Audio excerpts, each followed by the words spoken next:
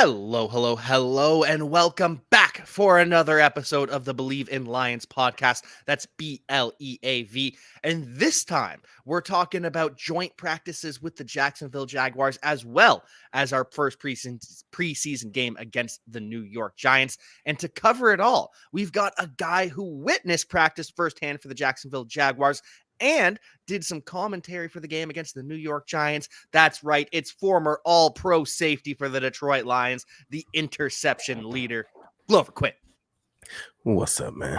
Not too much, just enjoying the last little week, enjoying watching you with the Lions, and enjoying hearing your thoughts on how things were going. It was a lot better than last year when you didn't have a lot to say. Yes, a lot better than last year from so many different aspects. It's a lot better.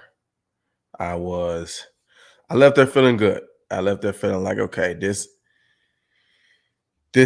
feels different. Now, obviously, I'm not playing. Obviously, I'm not.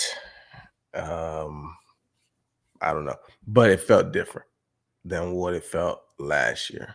Last year, it felt like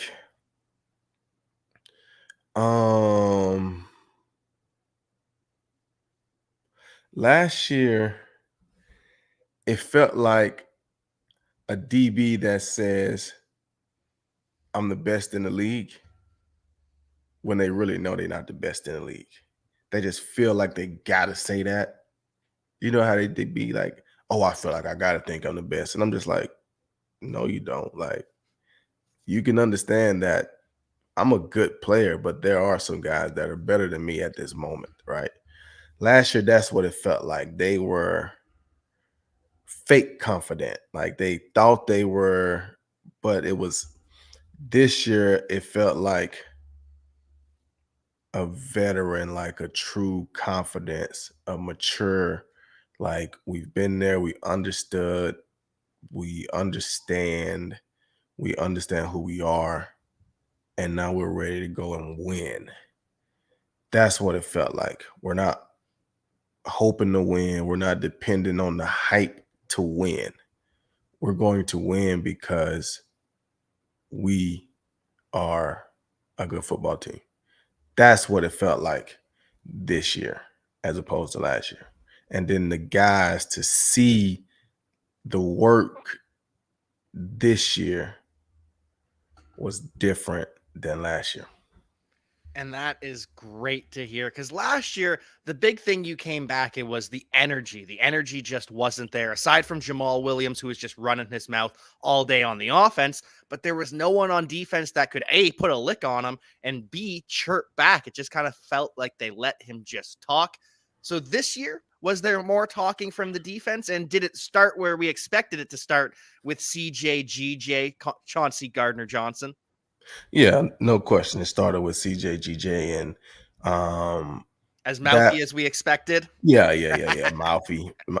But he was a cool guy. Good. He was a cool guy. He worked hard. He made several big plays when I was there. Big hits.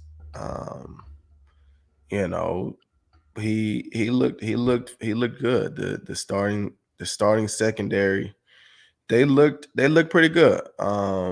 They had CJ at one safety and they had Kirby at the other safety, and then they had Cam Sutton at one corner, which I liked what I saw from Cam Sutton from a preparation standpoint, a pre-practice standpoint. You remember last year I talked about how, man, I'm out there on the field and I can't remember exactly what time practice started, but you just say practice started at 10:30.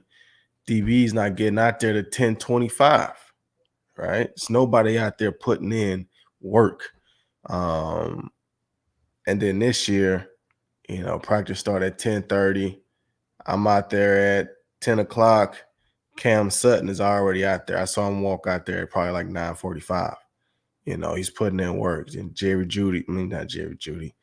Jacobs is out there putting in work. And then, all these guys, they're out there. Coach Dre Bly is out there with those guys. They're putting in work. They're going through, catching footballs and doing drills and footwork. And, you know, that's completely different than what it was last year.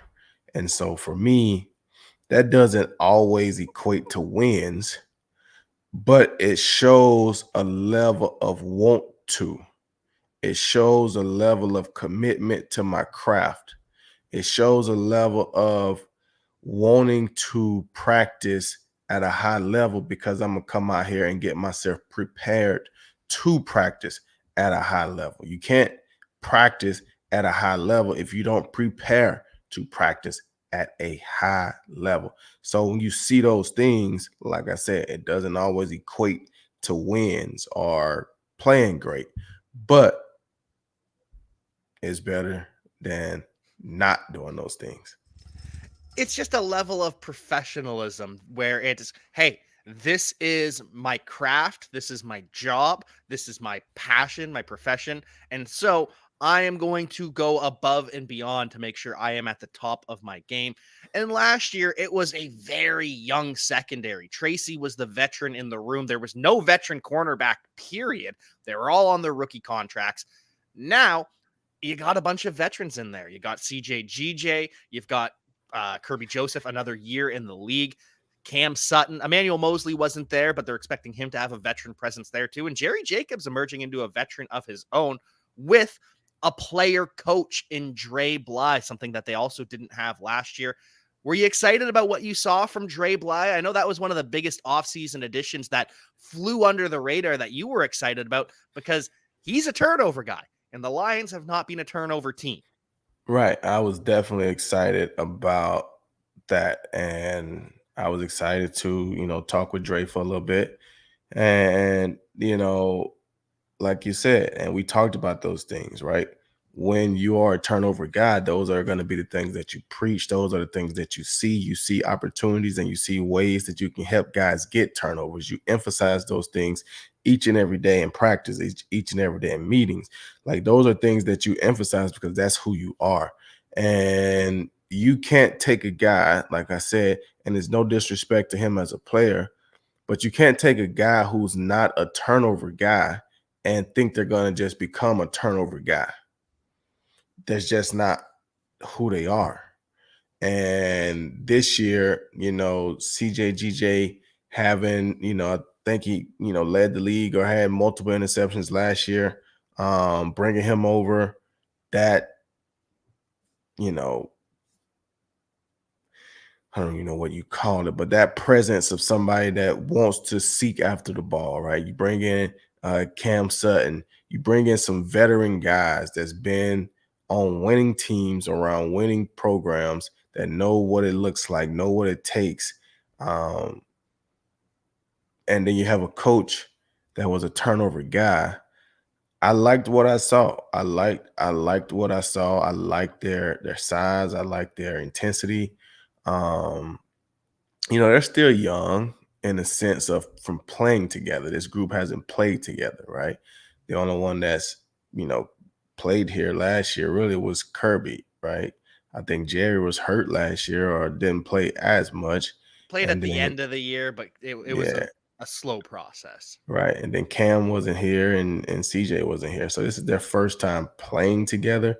So for me, I would like to see, and I don't know how much they're going to play today in the preseason game or against the Jacksonville Jaguars in the preseason game because they're doing these joint practices, right? But I feel like there's nothing like getting those game reps, you know, in the building, in the stadium with the noise, being able to communicate verbally and non-verbally, because that's what's so big in the games and and with the communication of secondaries, right? You have to be able to communicate non-verbally where you can't hear me. We are 20 yards apart, but we have to see the same things. We have to read each other's body language. We have to understand the signals and the signs and all these different things.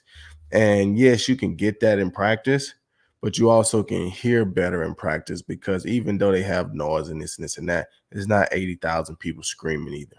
So I would like to see them get some reps today in the game and see what they look like. But I like the intensity and the intention, the detail of what I saw, and they performed well. They had a couple blows against the Jacksonville Jaguars, but the Jacksonville Jaguars got a pretty good offense. Christian Kirk and Calvin Ridley and Zay Jones and Jamal Agnew and Evan Ingram, and they got good running backs and Trevor Lawrence at the quarterback. So they got weapons, and so it was a good challenge for those guys. And I thought for the most part they held up. Obviously, you're going to give up a couple scores, and you do a whole period of red zone. They're going to catch a couple little dinkers in the end zone. That's nothing that you really worry about. Um, but they competed well. They competed well, and I think I thought they had a good time, good day. Very, very happy to hear that. One final question on the secondary here. Brian Branch versus Tracy Walker. I know you mentioned the four starters when they go in base formations. It seems like it's Kirby and it's CJ GJ. Did you see much of the nickel formation? And who was it? Was it CJ in the slot, Tracy deep, or was it Branch in the slot with CJ deep, or was it both? I saw Branch in the slot. Ooh. I didn't see CJ in the slot much. I saw Branch in the slot for the most part, and he did well. He did well. He was everything that they've advertised. He played well. He looks comfortable in there. He played there a lot in Alabama, so um, but that gives them flexibility. Having the ability to have him there or CJ there, that gives them flexibility. Tracy ran with the twos for the most part. He was in there. He rotated in with the ones a few times. Um, and I don't know if that was because he was just rotating, or if it was just CJ GJ was being a vet and make a couple plays and take a series off or get my helmet fixed or whatever it was. You know what I'm saying? But Tracy was in there with the ones. But yeah, Brian Branch he looked good. He looked good. He didn't act like a rookie. He didn't look like a rookie. He looked like a guy that understands what he's doing. And even when I talked with him, he sounded like a guy that understands um he understands what it takes, and whenever I get a young guy that just asks, you know, what's some advice? Like, you know, I love to hear that because sometimes when you're dealing with a bunch of men, in the league, sometimes a lot of these guys don't want to ask these young guys. They don't want to ask for help. They don't want to ask for advice. You know what I'm saying? So for him to not have too much ego, not to, you know, feel so big time, but to be able to say, hey man, what's some advice? Like, what do I need to do? Like, what can I do to help myself and all these different things?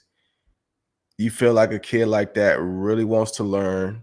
He really wants to know. He really wants to play well.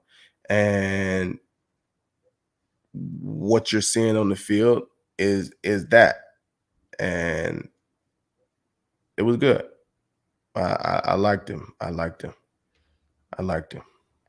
Love to hear that. The humbleness when he has one of the all time Lions greats in the secondary right there in front of him to be humble enough to ask, hey, how can I get better? What can I do? Love to hear that. And love to hear how they matched up with the Jaguars wide receivers. They have a talented group of pass catchers. They are deep and they are top heavy as well. What about the Lions wide receivers? Did you see much of them? Because Jameson, I Bleav, was out that day with the hamstring strain. He's not going to play the rest of the preseason. And Amon-Ra St. Brown was dealing with an ankle injury as well. So, what did you see from the Lions pass catchers, if anything?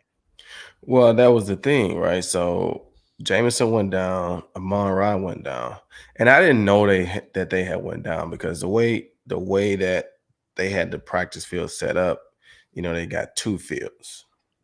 So I was kind of standing in the middle so I could kind of see both, right? But I'm really paying a lot of attention to what we're doing defensively. And I'm looking over ever so often to see what we're doing offensively. So I didn't know Amon went down and I didn't know Jameson went down. But after practice, we're standing around and Amon was out there dressed like me, t-shirt on and some shorts. And I looked at him, I was like, man, he went inside really quick and got dressed and came back out because he's with his family or whatever. And I was like, man, that was really quick. So then I go in the building, I go upstairs and do some interview and stuff like that. And then I was talking to one of the people that work on the website, and she was like, well, I'm getting ready to write up stories from practice, headlines and things like that. And she's like, the biggest things are probably Jameson got hurt and Amon-Ra St. Brown. I was like, I knew I didn't see those guys out there. I freaking knew it. But the one thing that I did see from our offense, and every time I kept looking over there, every time I kept seeing a big play or something like that, it was Khalif.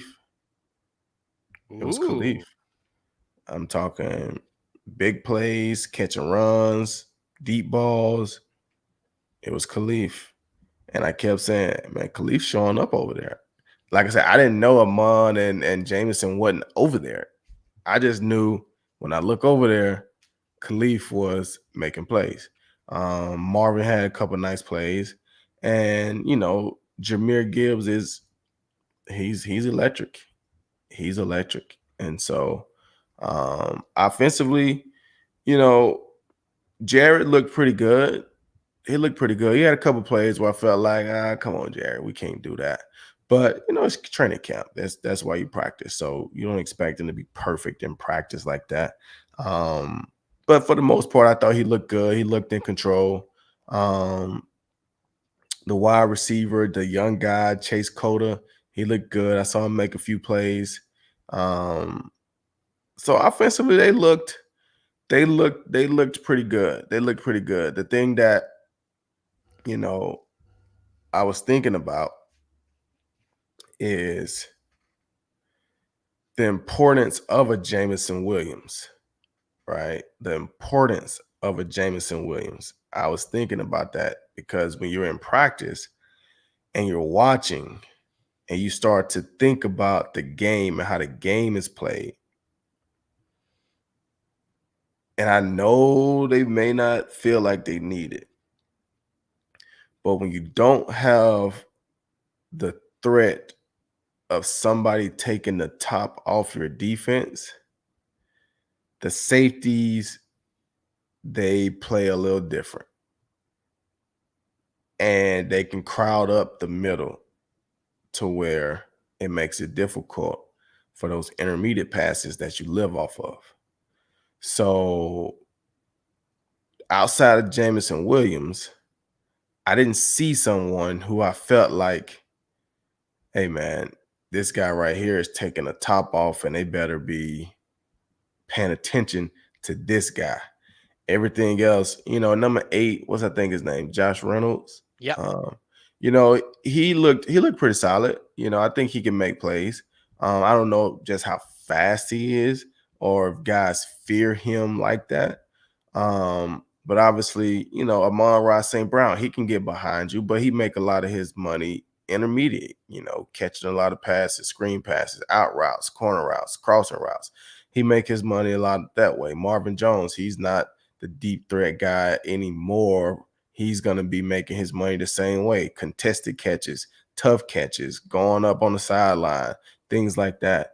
Khalif, yeah, he's a tiny guy though, so he's not a guy that you feel like is going to be a huge deep ball presence. He's going to be another guy that's making his money within the offense and being able to make plays after the catch, right?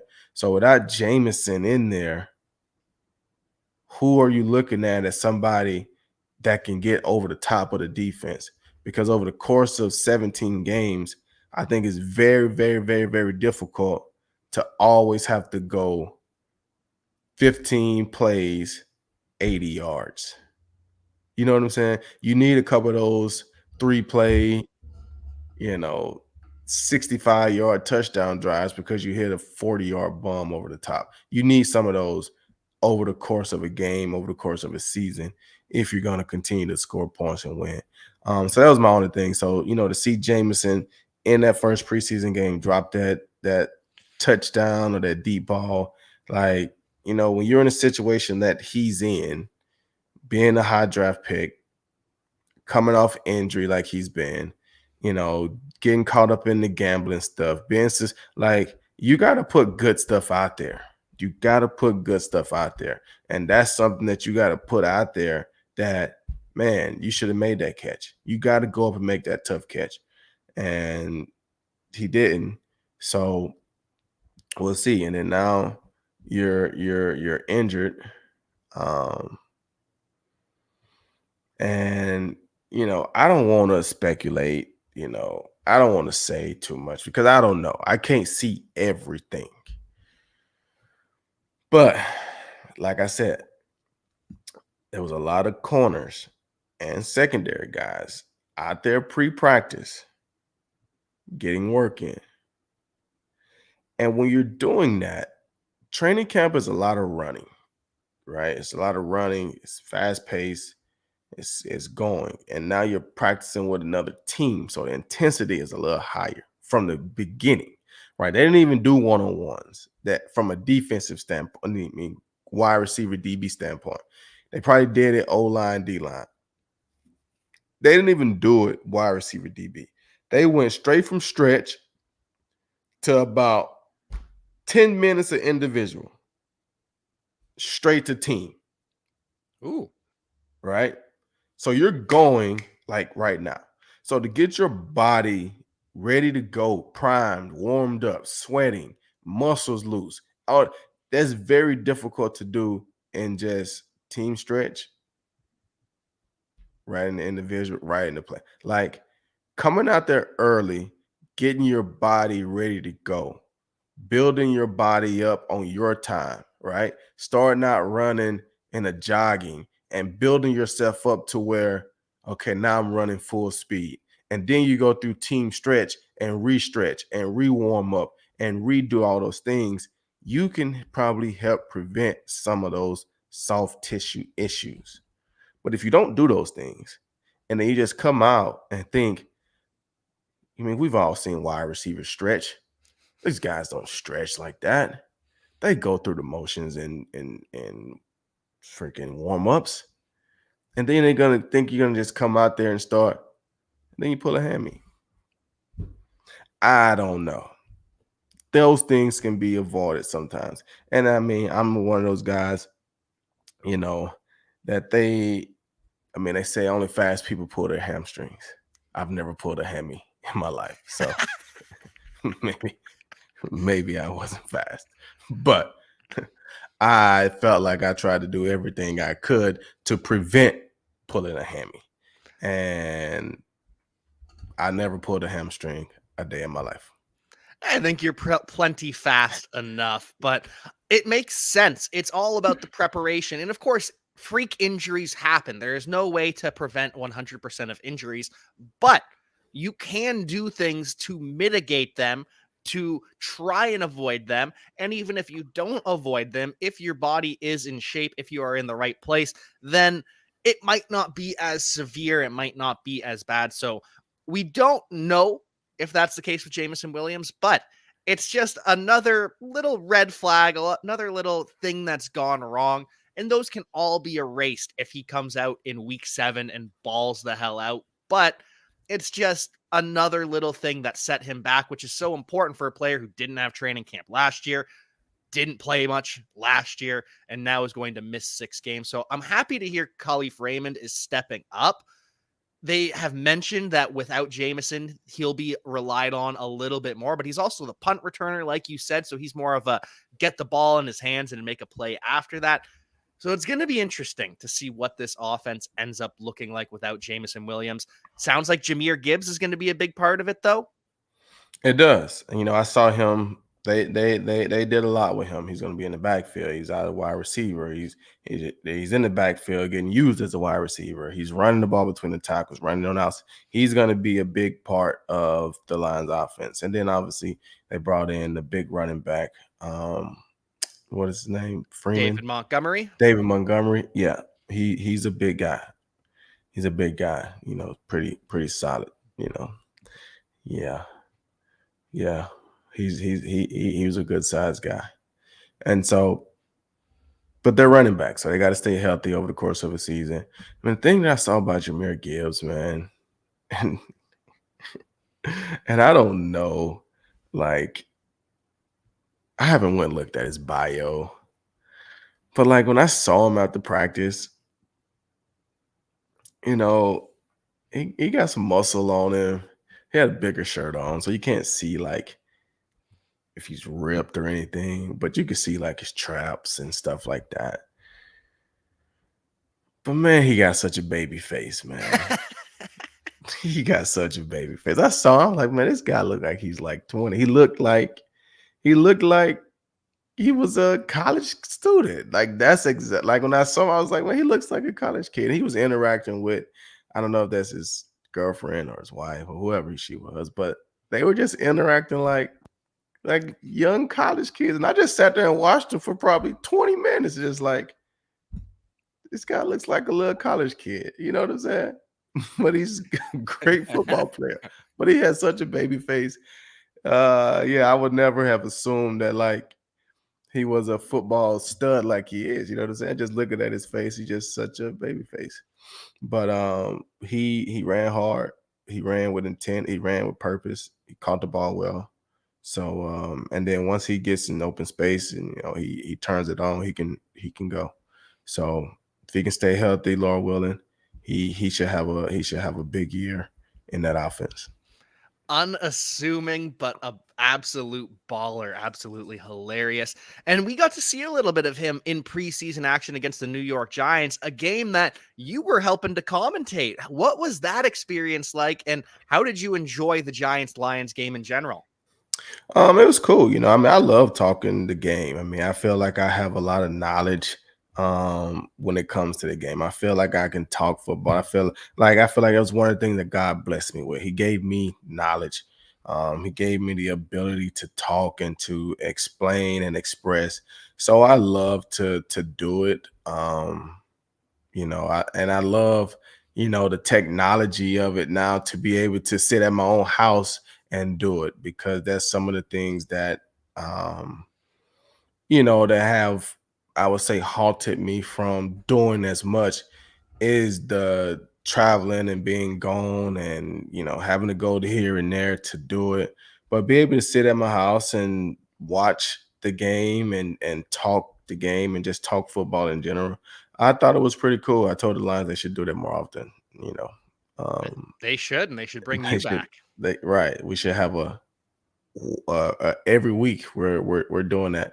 But it was cool, and it was cool to be able to see some of the game, because I mean, unless I was watching it on the replay or whatever, I don't think I would have been able to see it live on NFL Network in Houston. Yeah, they done played it several times since then. Um, but it's also the first preseason game. And like I say, nowadays with these joint practices, the starters and the top guys aren't even playing as much in these preseason games. So, I mean, for me, you're just watching it to watch, because half of those guys, I mean, some of those guys are not gonna even be there. They're gonna be backups, and the guys that you want to see playing, getting reps, they're not playing. So you're watching the game, but like I said, I was only watching it because it was on my broadcast, and I was sitting there for a while watching it. And so you see some plays, you see some things, and like I said, Ford Field sounded like it was rocking for the first preseason game. You know that that shows a level of excitement even from those guys. And so I think it's gonna be a big year for those guys. I think it's gonna be a big year. But the commentating stuff, the broadcasting stuff, I mean, I could do that stuff all day. I could do that stuff all day. I You mean, could. You could. You really that's what could. I do. That's what I do. I talk. The camera comes on and you just drop knowledge about all sorts of things. And we are so lucky to have you here on Bleav in Lions every single week. And during the season, we'll be doing twice a week covering the pregame, the postgame. Can't wait for all of that. And just love getting to hear Glover Quinn break down some football. Anything else you noticed at these joint practices in the game in the preseason that you were commentating? Any other big takeaways, small takeaways, or just things you've picked up on? Because there's a whole bunch of positions we haven't even touched on: the linebackers, the D line, the O line. Right. And that's so I'm a defensive back. And that's So it's why we hard. focus It's on. it's you're right. And it, like I said, I didn't even go down with the D line and linebacker, D line and O line doing 1-on-1s because I'm watching the DBs and the wide receivers go through 7-on-7. Right. But I will say some things, right? So um at linebacker, I was a little concerned. Um I know we drafted Big Jack Campbell. Malcolm Rodriguez made some plays. But I didn't look out there and know I don't know who's the starting linebackers. Who are your starting middle linebackers? And I feel like the middle of your defense is so very important. The voice of your defense is so very important that I know sometimes we have competition battles and all these different things, but my middle linebacker, I need to have him locked in. We need to start building that voice on our defense. And I didn't really see that. And I could have missed it. I'm not saying that I didn't miss it. But I saw Jack in there sometimes. I saw Matt, like I saw a bunch of different guys in there with the wands and stuff. So I'm just like, who is the guy? Um, Jack looked good going downhill. He looked young in coverage. You know what I'm saying? He looked young in coverage. He'll get there. He is young. He'll get there, hopefully. But but this is what I thought when they drafted him. Anything in between the tackles, downhill, Jack is going to be on top of it, this year. He'll grow into better coverage guy, better all sideline to sideline guy. And he looked like he could run. He looked like he could move a little bit when I saw him. It was a ball on the ground, and the way he came through and scooped it and made a couple moves, I'm like, okay, Jack looked like he can run a little bit. He got some movement to him. But just little things I saw in coverage with his eyes and he looked a little uncomfortable in certain things. But like I say, that could be expected. And, he'll get better at that stuff. But I would hope within the next day or so, and maybe they have, and I just don't know it yet, but that they could lock in. These are our backers. These are our two like guys. If we're gonna go with two, or if we're gonna go with three, whatever we're going with, here they are. And yeah, I didn't pay a lot of attention to the D line. I mean, I saw Hutch a few times, and he looked pretty solid. A couple of things I felt like, he can get a better feel for as a player, right? Like when you're a rookie, a lot of times you play as a robot, right? You play exactly how the coach tells you to play, right? You do exactly what the coach tells you to do. The older you get, the better you get. You still take care of the responsibility that the coaches tell you to take care of. You just understand how to play a little better. So you see things faster, you feel things faster, you react to things faster, right? And sometimes you just go and make a play, right? So it was a couple times where I felt like he was still like doing exactly like as a robot, you know what I'm saying? Because you have those zone reads and boots or whatever. And sometimes, when they do the zone read, they want you to shuffle down, make sure this, and then the quarterback gets outside of you. And now you're chasing the quarterback. And there are sometimes where you got to be able to read the intentions and understand the down and distance and understand what's going on and say, you know what? I'm finna go make a play. And instead of taking 3 shuffles, I got a good read on it. I took 2, and I'm up the field causing problems in the backfield. Or maybe I just say bump it. I'm going. Hey, talk to my linebacker. Hey, this is what they're running. I can see it in their eyes, right? And he'll get there, hopefully. Those are just some things that I'm talking from a lot of experience. You know, sometimes you just got to go and make a play, and you got to understand the moment to do that. If you set them up and set them up and set them up as somebody that's definitely going to take my shuffles down in the right moment, you got to pull it out where I'm going to make a play. I know what they're finna try to do. They're going to try to get me down. I can see the tight end over here. Oh, this is what they finna try to do.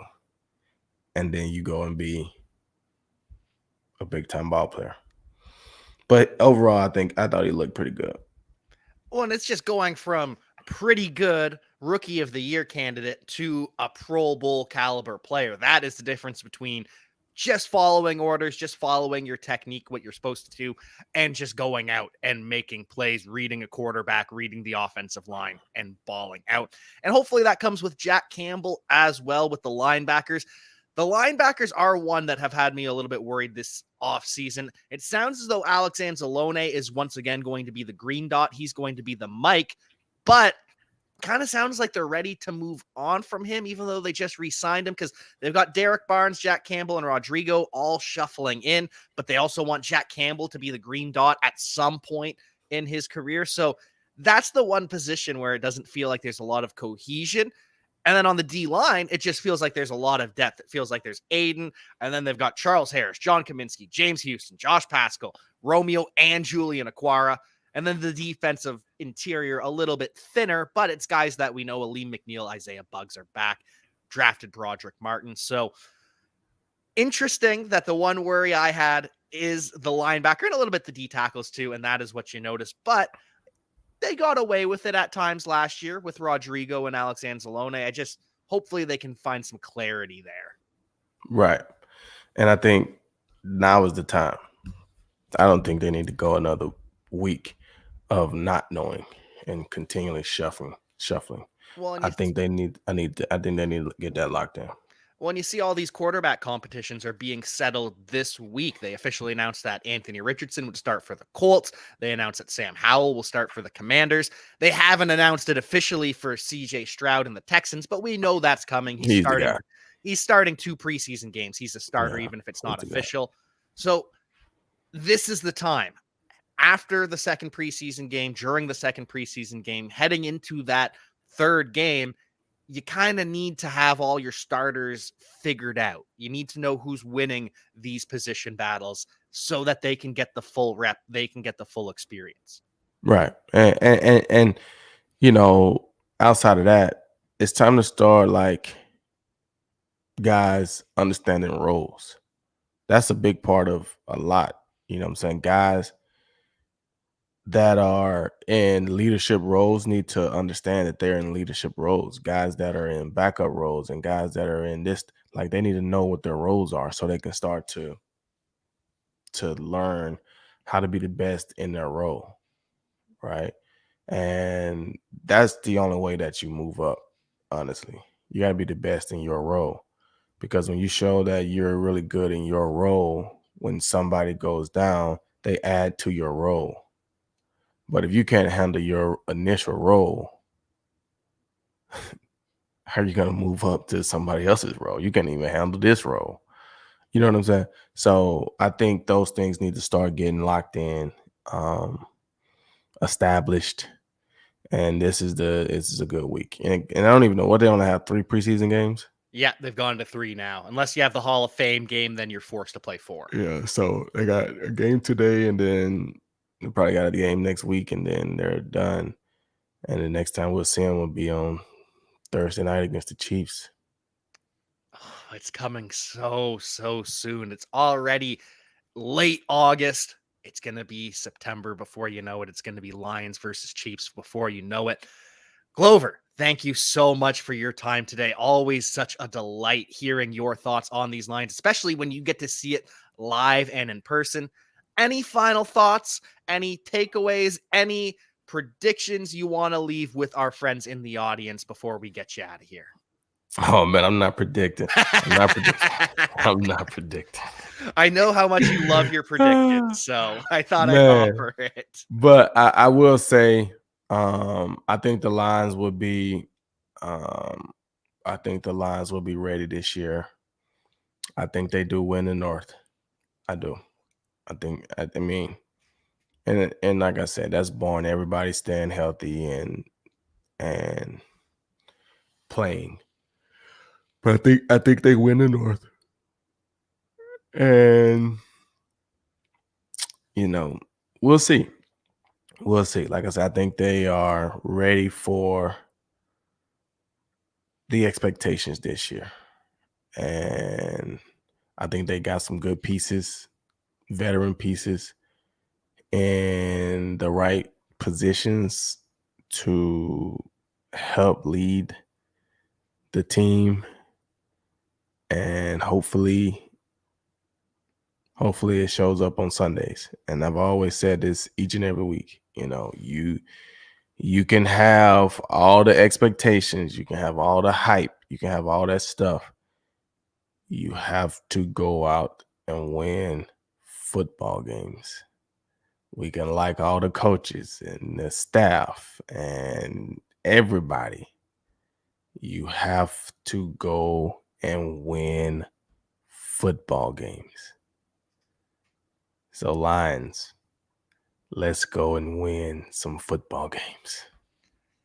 Yes, please. Let's go win some football games. Let's not start out the season 1-3 or whatever it was. Let's go win. Let's get a winning record and let's carry that through to an NFC North championship. Glover, thank you so much for joining us. I hope you have all enjoyed the knowledge that Glover's been dropping from Jaguars Lions training camp. And until then, we will see you next time. Peace.